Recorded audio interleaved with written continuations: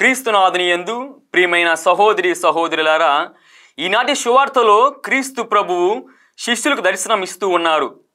ఎందుకు దర్శనం ఇస్తున్నారంటే వారిని విశ్వాసములో ప్రోత్సహించడానికి, చీకటి నుండి వెలుగు అనే విశ్వాసంలోకి నడిపించడానికి దర్శనం ఇస్తూ ఉన్నారు. మరి ఈనాడు మనము 3 విషయాలను ధ్యానించుకుందాం. మొదటిగా, మానవ కృషి అంతమవ్వగానే దేవుని కృప కుమ్మరించబడును. ప్రియులారా, శిష్యులు రాత్రంతా శ్రమించారు, చాలా కష్టపడ్డారు. వారు తమ బలాన్ని మొత్తాన్ని వినియోగించినప్పటికీ ఎటువంటి ఫలితం వారికి దక్కలేదు. మానవుడు కష్టపడినప్పుడు అపజయాలు ఎదురు కావచ్చు, కానీ కష్టం చివరలో విజయం సంభవించవచ్చును. మానవుడు కష్టపడిన తరువాత ఫలితం శూన్యం అని భావించినప్పుడు దేవుడు ప్రత్యక్షమవుతాడు. మరి ఈ సత్యమే ఈనాటి సువార్త ద్వారా వెల్లడి చేయబడింది. శిష్యులు ఎప్పుడైతే చేపల పట్టుకంలో విఫలమయ్యారో వెంటనే క్రీస్తు ప్రభు వారిని చేరి చేపలు దొరికేలా చేశారు. ప్రియులారా, ఇక్కడ విషయాన్ని మనం అర్థం చేసుకోవాలి. ప్రభు ఆజ్ఞ ప్రకారంగా విస్తారముగా చేపలు దొరికినప్పటికీ వల చినగలేదు. దీని భావం ఏమనగా, భావి కాలంలో ప్రజలను శిష్యులు తిరుసభలో చేరుస్తారని, మరి అదే విధముగా ఎన్ని జాతులు వారు తిరుసభలో చేరినా ఎటువంటి భేదం లేకుండా తిరుసభ ఉంటుంది. రెండవదిగా, మహోన్నతిని ప్రేమ. రోమీలకు రాసిన లేఖ 13వ అధ్యాయం ద్వారా ప్రేమంటే ఏమిటో పౌలు గారు మనకు తెలియపరుస్తూ ఉన్నారు. ప్రేమంటే సహనం కలిగి, దయ కలిగి ఉండాలి. ప్రియులారా, శిష్యులు దేవుడు తనకిచ్చిన కార్యాన్ని విడిచిపెట్టి మరలా వారి పాత జీవితంలోనికి వెళుతూ ఉన్నారు.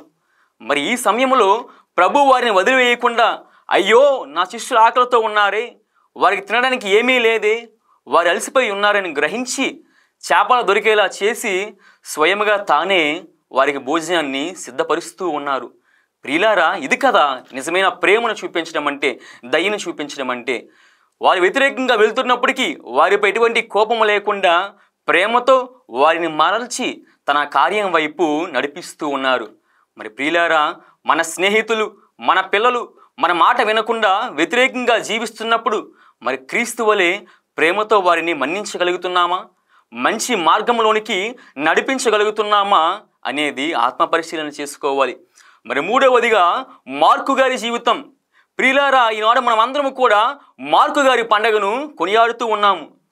పేతురు గారి ప్రసంగం విని మారు మనసు పొంది జ్ఞానస్థానం పొందిన మంచి మనిషి పునీత్ మార్కు గారు. మరి ఆనాడు దేవాలయాలు లేనప్పుడు తన గృహమనే దేవాలయముగాను ప్రార్థనా కేంద్రంగా మార్చిన మహానుభావుడు పునీత్ మార్కు గారు. మరి ఈయన మార్కు సువార్తను 65వ సంవత్సరంలో వ్రాసి ఉన్నారు.